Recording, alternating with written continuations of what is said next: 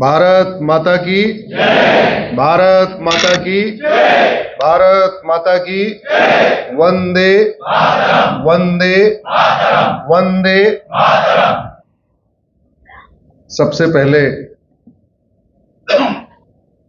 गुरु नानक देव जी को प्रणाम करता हूं। अपने सभी 10 सिख गुरुओं को प्रणाम करता हूं। 4 साहिबजादों को प्रणाम करता हूं। छत्रपति शिवाजी महाराज और संभाजी महाराज को प्रणाम करता हूं। बाजीराव पेशवा और जितने भी हमारे पेशवा थे उनको प्रणाम करता हूं, क्योंकि अगर ये नहीं होते तो मेरा नाम आज अश्विनी नहीं होता, मेरा नाम कुछ और होता।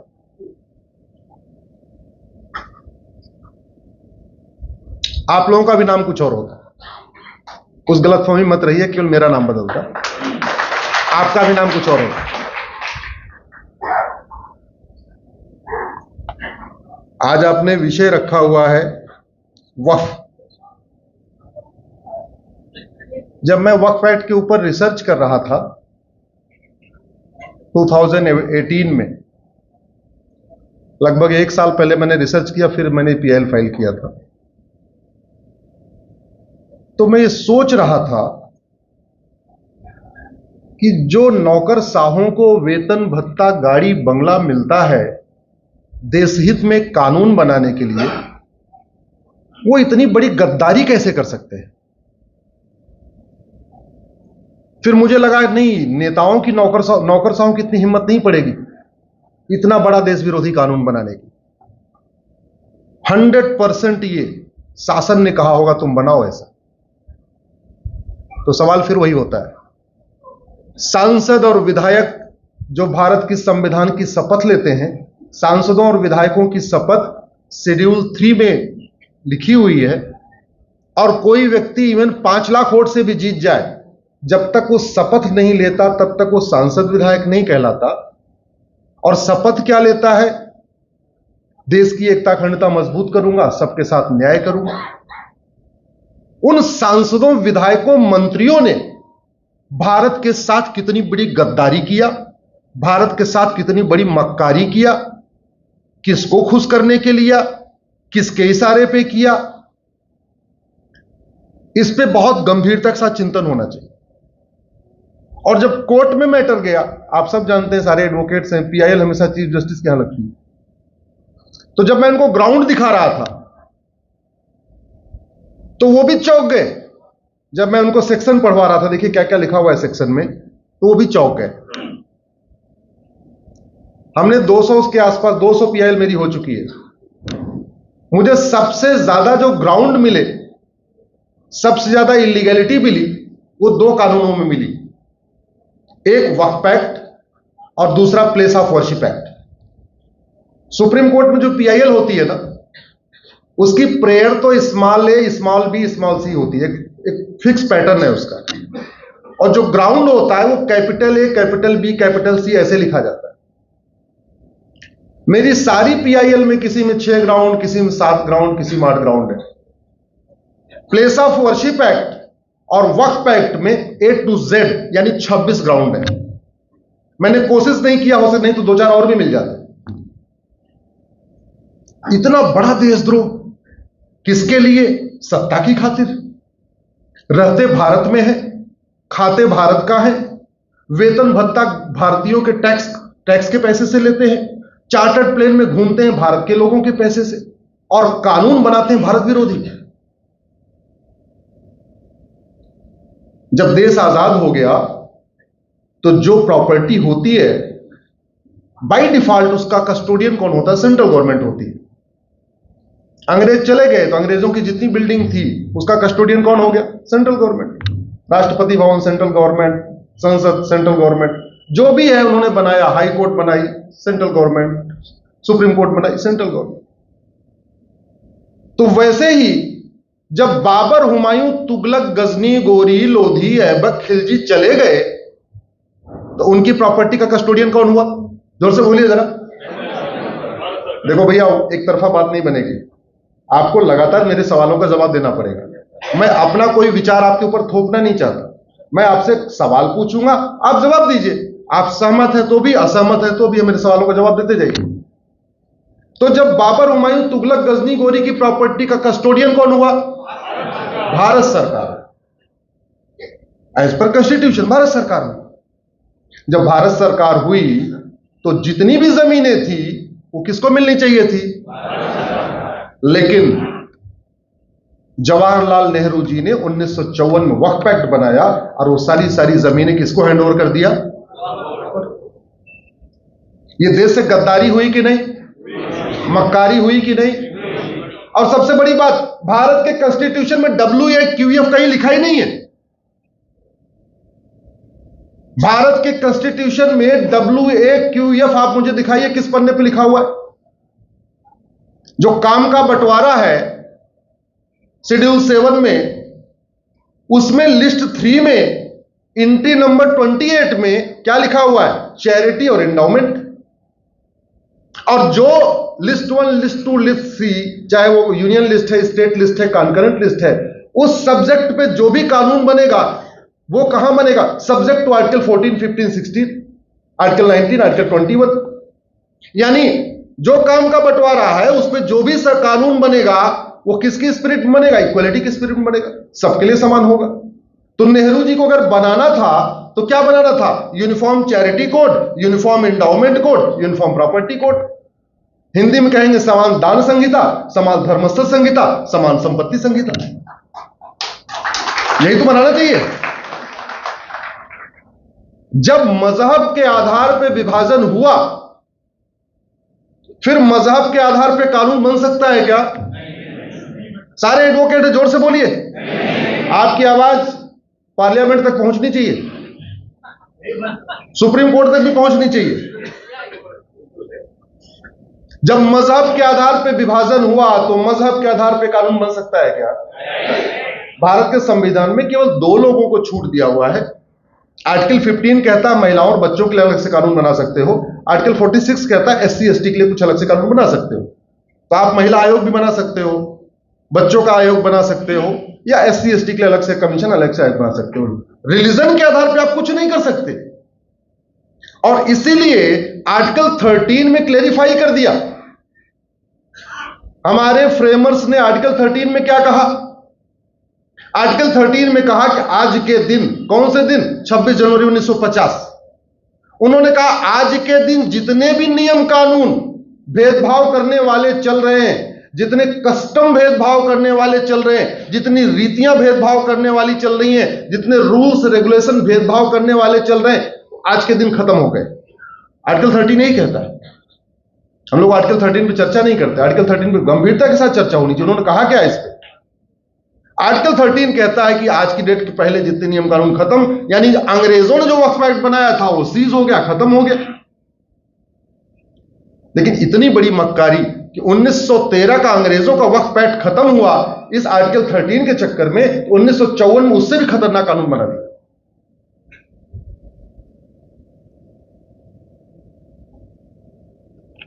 जो वक्फ होता है इसको हिंदी में क्या कहते हैं? दान। अंग्रेजी में क्या कहते हैं? चैरिटी। ये दान और चैरिटी अपने सामान की होती है या दूसरों की? आपको मंदिर में दान करना है तो अपनी पॉकेट से पैसा निकालेंगे या दूसरे की पॉकेट मार के उसमें दान करेंगे? जोर से बोलिए जरा। आपको अगर किसी मंदिर में एक एम्बुलेंस डोनेट करना है, अपने पैसे से एम्बुलेंस खरीदेंगे या कोई हॉस्पिटल की एम्बुलेंस जा रही होगी उसके ड्राइवर को गोली मार के उसके एम्बुलेंस को मंदिर को दान कर देंगे? हाँ, अपनी। और जमीन दान करनी है तो अपनी करेंगे या पड़ोसी की? अपनी। अब सवाल यह है, भारत में जो हिंदू है कौन? हिंदू वो है जो अमीर था, जो सक्षम था, जो जजिया दे पाया। कन्वर्ट कौन हुआ? जो गरीब था, डर गया और जजिया नहीं दे पाया। तो जो इतना गरीब था कि जजिया नहीं दे पाया, वो एकाएक इतना सक्षम कैसे हो गया कि 5-5 बीघे जमीन दान करने लग गया? आप समझ रहे हैं मैं क्या कह रहा हूं? अगर वो इतना सक्षम होता तो जजिया दे के हिंदू बना रहता ना, जजिया दे के वो ब्राह्मण क्षत्रिय वैश्य दलित जो जो था उसका अपने सरनेम साथ बना रहता। हमारे पूर्वज जजिया देते रहे, इसलिए हम उपाध्याय बने हुए हैं। आप जो भी है मराठा पवार पाटिल जो भी है आप बने हुए हैं, क्योंकि हमारे पूर्वजों ने जजिया दे दिया। जो नहीं दे पाए उनका नाम भी बदल गया, उनकी पहचान भी बदल गई, उनका लिबास भी बदल गया, उनकी सोच भी बदल गई, उनकी व्यवहार भी बदल गया, सब कुछ उनका बदल गया। अब 1950 में जो जमीन थी वो थी 50,000 एकड़। तो कायदे से 50,000 एकड़ कहां जानी चाहिए थी? सरकार के पास। नेहरू जी ने कहा यह हो गई वक्फ प्रॉपर्टी। 1947 में डिवीजन हुआ। तो जब डिवीजन हुआ तो जो लोग यहां से गए उनको वहां पे कहां बसाया, जो लोग वहां से खाली करके यहां आए, ऐसे ही हुआ। तो जो वहां जमीन खाली हुई वो यहां से जाने वालों को मिल गई। तो जो यहां जमीन खाली हुई वो किसको मिलनी चाहिए? वहां से आने वालों को। सरकार की मक्कारी देखिए। सिंध से लोग अपना सब कुछ छोड़ के आए दिल्ली। परवेज मुशर्रफ का परिवार दिल्ली से गया कराची। तो चांदनी चौक के पास एक फतेहपुरी जगह है दिल्ली में, वहां जो जमीनें खाली हुई वो सिंध से आने वाले जितने आडवाणी थे, मलकानी थे, गुगलानी थे, उनको वहां पे 100-100 गज का प्लॉट दे दिया। और वक्फ बोर्ड ने बाद में कह दिया ये तो चूंकि यहां से मुशर्रफ एंड कंपनी गई थी इसलिए ये प्रॉपर्टी किसकी हो गई? और वो बेचारे जो सब कुछ छोड़ के आए थे, पहले उन्होंने झुग्गियों में, पहले वो झुग्गी बनाया उन्होंने, फिर झुग्गी में रहते रहते थोड़ा दुकान अपनी बनाई, फिर थोड़ा दीवार बनाई, उसके बाद नीचे दुकान बना लिया, ऊपर अपना रहने का बना लिया। आज की डेट में ना वो मालिक है और ना किराएदार। ऐसा अन्याय किया है। लेकिन ऐसे मक्कारी और गद्दारी की सूचना हर जगह पहुंच नहीं पा रही, और उसको पहुंचाने का सबसे बड़ा दायित्व हमारा आपका होता है। पूरा का पूरा फ्रीडम मूवमेंट चलाया किसने? अधिवक्ता और अध्यापक ने। दुर्भाग्यवश आजादी के बाद अध्यापक अधिवक्ता सोचा अब तो देश आजाद हो गया, अब हमारे अपना काम नहीं करना है, यही गड़बड़ हो गई। क्योंकि जो देश विरोधी कानून बने हैं उनमें क्या क्या कमियां हैं इसको कौन बताएगा? कॉमन मैन तो नहीं समझ पाएगा। ओपिनियन मेकर दो ही होते हैं सामान्यतया, वो पहले भी थे आज भी है, अध्यापक और अधिवक्ता। इसलिए मैं आज अधिवक्ता परिषद के सभी साथियों से आग्रह करता हूं इन विषयों को अपने अपने सोशल मीडिया के हैंडल पे लिखना शुरू करिए। एक हमसे जो कमी ये हो गई है हम सारे लोग ट्विटर तो यूज कर रहे हैं लेकिन फेसबुक नहीं यूज कर रहे हैं, जहां मैक्सिमम भारतीय हैं। भारत में 5 करोड़ लोग ट्विटर यूज करते हैं, 50 करोड़ लोग फेसबुक यूज करते हैं। और सारे अधिवक्ता क्या यूज कर रहे हैं? अधिकांश ट्विटर तो यूज कर रहे हैं जहां 5 करोड़ लोग हैं, फेसबुक नहीं यूज कर रहे हैं जहां 50 करोड़ लोग हैं। किसान, मजदूर, ऑटो वाला, रिक्शे वाला, टपरी लगाने वाला, चाय बेचने वाला, जो भी है वो क्या यूज कर रहा है और हम क्या यूज कर रहे हैं। इसलिए हमारा डिस्कनेक्ट हो गया, उन तक बात ही नहीं पहुंच रही है। तो बात पहुंचाने का तरीका क्या है? आपका नाम क्या है? आशीष। शादी हो गई? तो एक काम करो, 5,000 आशीष को अपना फ्रेंड बनाओ, ठीक है? और सरनेम क्या है? हाँ, सरनेम से नहीं बनाना, आशीष नाम से जोड़ना। तो फायदा क्या होगा? केरल वाला आशीष भी आपका फ्रेंड हो जाएगा, कश्मीर वाला आशीष भी आपका फ्रेंड हो जाएगा, जैन भी आशीष, बौद्ध भी आशीष, सिख भी आशीष, हिंदू भी आशीष, ब्राह्मण भी आशीष, क्षत्रिय भी आशीष, वैश्य भी आशीष, दलित भी आशीष, किसान भी आशीष, मजदूर भी आशीष, अगड़ा भी आशीष, पिछड़ा भी आशीष, व्यापारी भी आशीष। सारे आशीष जुड़ जाएंगे कि नहीं? फिर आप अपने फेसबुक को जो बात लिखोगे और वो 5,000 आशीष पढ़ेंगे, तो आप मुंबई में बैठे बैठे जो आपको जानकारी है आपने 5,000 आशीष को पहुंचा दी। गर्लफ्रेंड का नाम क्या है?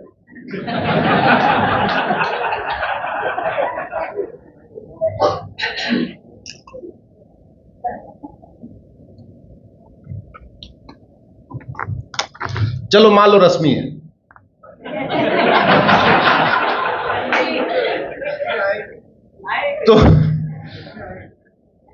तो रश्मि के नाम पे भी 5,000 रश्मि जोड़ लिया, तो घर में बैठे बैठे एक कपल की पहुंच कितनी हो गई? 10,000। 10,000 हो गई ना। आपको जो पता चला वो बैठे बैठे आपने कितने लोगों को बता दिया? 10,000। और सभी भाषा वालों को बता दिया, सभी क्षेत्र वालों को बता दिया, सभी पंथ वालों को बता दिया, अगड़े पिछड़े सबको बता दिया, किसान मजदूर तक आपकी बात पहुंच गई। ये कर सकते हैं क्या?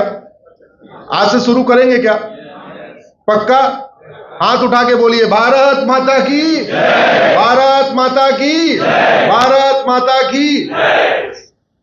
देखो, जागरूकता आप पहुंचाते रहो, बाकी लड़ने वाला काम हमने ले रखा है, वो हमें दे दो।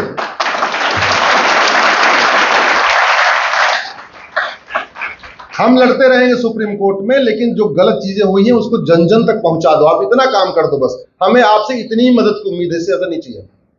कुछ रिसर्च है उसको भेजो, हम नहीं PIL कर देंगे, लेकिन कम से कम मिनिमम इतना तो करो कि 15 मिनट अपने फेसबुक पे लगाओ और अपनी बात को अपने नाम के 5,000 लोगों को जोड़ना है।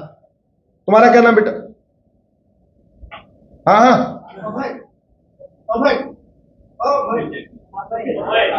आनंद। हाँ, तो 5,000 आनंद बनाओ। वाइफ का नाम क्या है? श्वेता।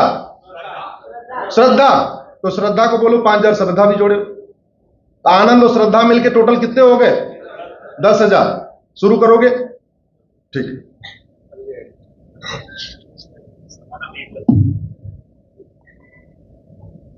दूसरा, मजार, दरगाह और पक्का कब्रिस्तान बनाना। मजार, दरगाह और पक्के कब्रिस्तान पे जाना अन इस्लामिक है, हराम है। इसलिए आपको दुबई में, कुवैत में, अरब में, अबू धाबी में एक भी मजार नहीं मिलेगी, एक भी दरगाह नहीं मिलेगी, एक भी पक्का कब्रिस्तान नहीं मिलेगा। क्योंकि अजान में क्या बोलते हैं? ला इलाहा इल्लल्लाह, अल्लाह के अलावा दूसरा कोई इबादत योग्य नहीं है। अभी कुछ दिन पहले दिल्ली में G20 का सम्मेलन हुआ था। सारे प्रधानमंत्री महात्मा गांधी जी के समाधि स्थल पे गए, राजघाट, लेकिन अरब के सुल्तान जो बड़े मॉडरेट भी हैं, बड़े मॉडर्न भी हैं, वो नहीं गए वहां पे सर झुकाने। क्यों? क्योंकि किसका वायलेशन हो जाएगा? ला इलाहा इल्लल्लाह, अल्लाह के अलावा और कहीं सर नहीं झुकाना। तो जो चीज इस्लाम में हराम है, जिसको बनाना हराम, जहां पे जाना हराम, वो भारत में वक्फ प्रॉपर्टी कैसे हो सकती?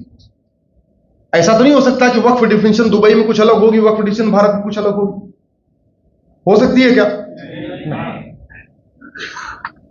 तीसरी बात, जमीन वो दान करेगा जिसके पास जमीन है। जो केंद्र सरकार की किसान सम्मान निधि स्कीम चल रही है, वो उसका पैसा उनको मिलता है जिसके पास 2 एकड़ से कम जमीन होती है। अब जो जिनके पास 2 एकड़ से कम जमीन है, जो किसान सम्मान निधि ले रहे हैं, वो वक्फ कर सकते हैं जमीन? क्या? जोर से बोलिए।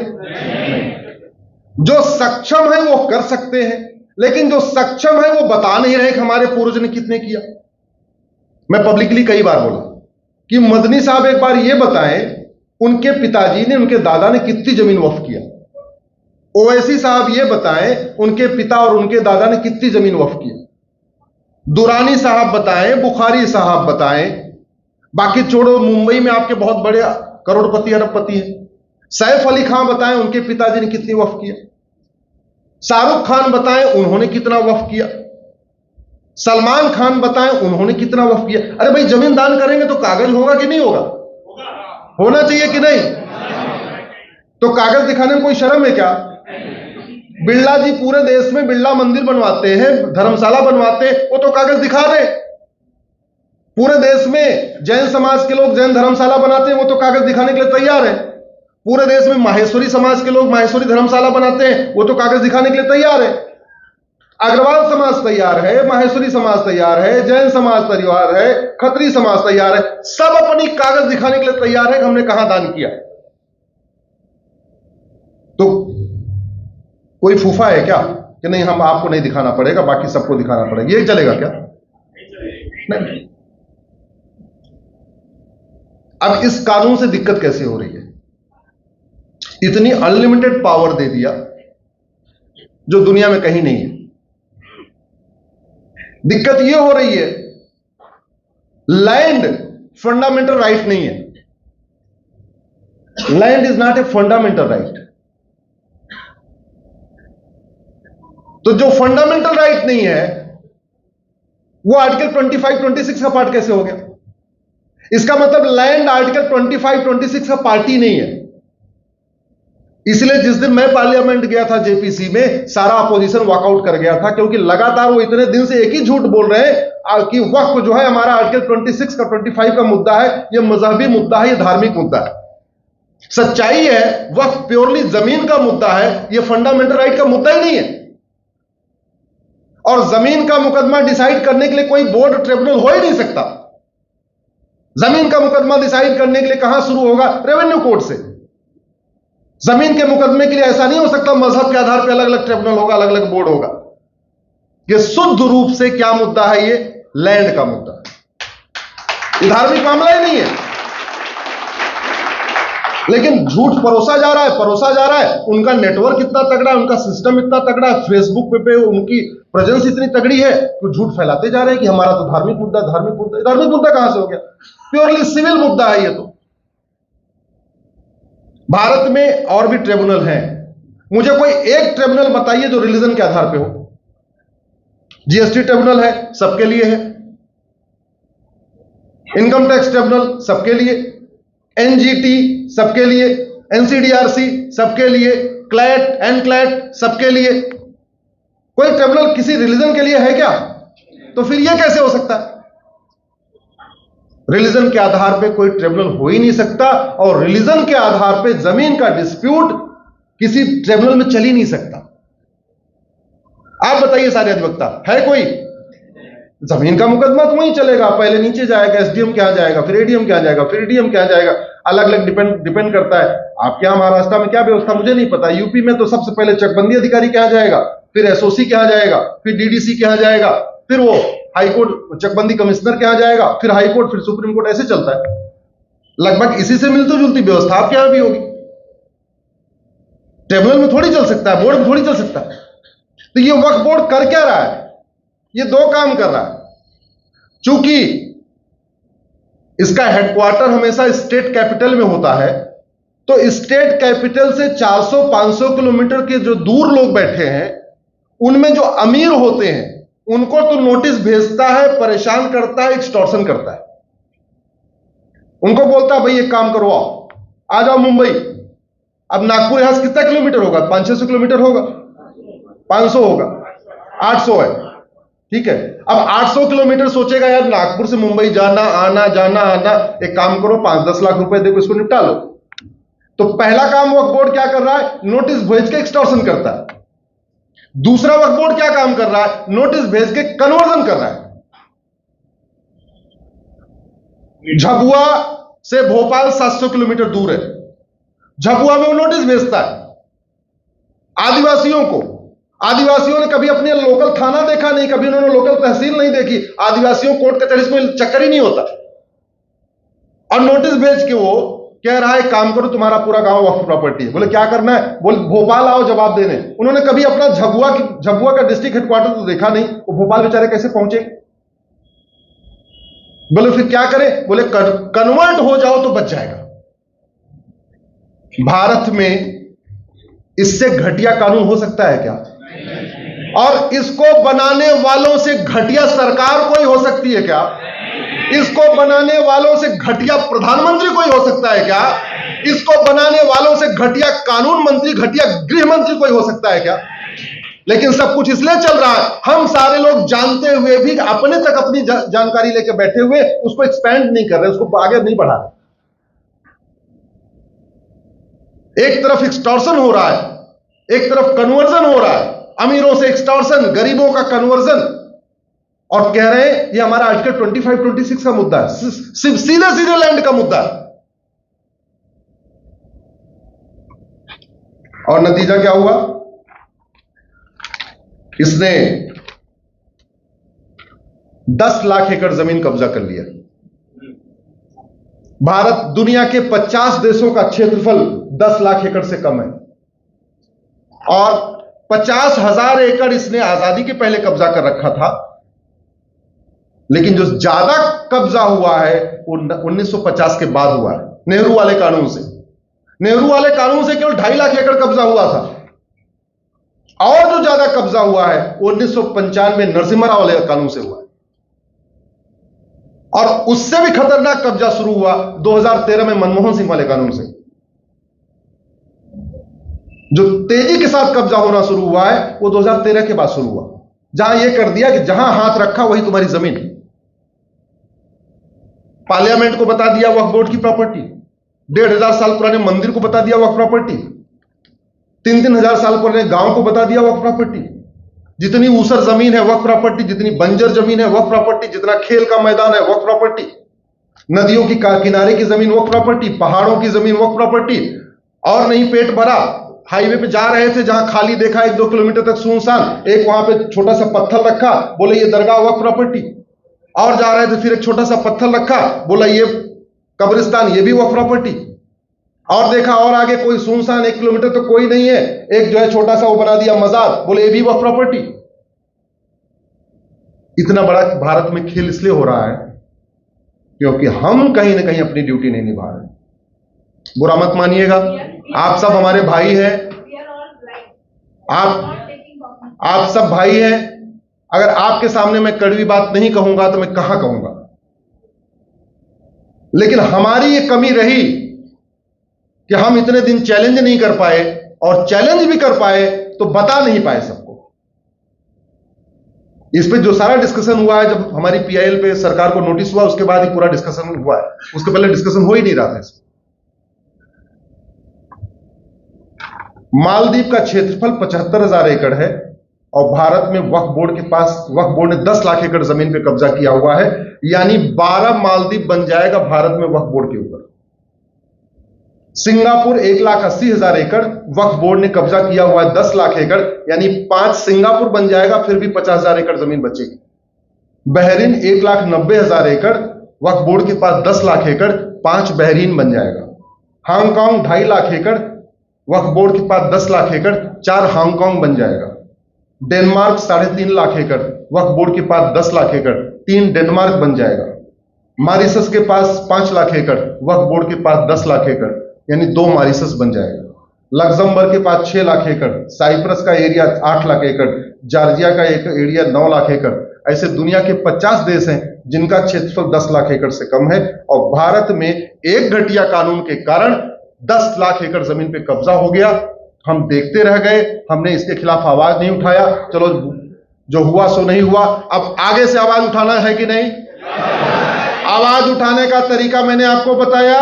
पति पत्नी मिलके 10,000 लोगों को जोड़िए, अपने अपने नाम से फ्रेंड बनाइए। ना आपका नाम राम है तो 5,000 राम को जोड़िए, पत्नी का नाम गीता है तो वो 5,000 गीता को जोड़े, टोटल हो गए 10,000। फेसबुक पे लिखना शुरू करिए, आपस में चर्चा करना शुरू करिए, जहां मौका मिलता है बोलना शुरू करिए। टाइम मिलता है तो सांसद से बात करिए, टाइम मिलता है विधायक से बात करिए। और सांसद विधायक आपने वोट दिया चाहे नहीं दिया, सांसद विधायक किसी पार्टी का नहीं होता है।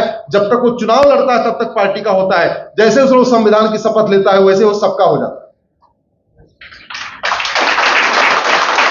याद रखिएगा, इस डिफरेंस को समझिए। जब तक वो चुनाव लड़ता है तब तक वो किसी पार्टी का होता है। पार्टी उसको 10 लाख वोट से भी जिता दे तब भी वो सांसद नहीं कहलाएगा जब तक कि वो शेड्यूल 3 की शपथ नहीं लेगा। और जब उसने शेड्यूल 3 की शपथ ले लिया तब वो किसका हो गया? सबका। क्योंकि जो उसका वेतन है, उसका भत्ता है, उसकी गाड़ी है, उसका बंगला है, उसकी सिक्योरिटी है, उसका कुक है, उसका खाना है, उसका फ्री एयर टिकट है, फ्री रेल टिकट, वो पार्टी नहीं देती। वो कौन देता है? हम देते हैं। इसलिए उसको किसी भी हालत में गलत काम अगर वो कानून बना रहा है उसको टोकना है, और जो गलत बन चुका है उसको ठीक कराना, ये हमारी ड्यूटी। करेंगे सब लोग? ये बात हो गई वक्फ की। बिल्कुल लेना चाहिए, कागज दिखाओ, बिना कागज दिखाए थोड़ी बात बनेगी।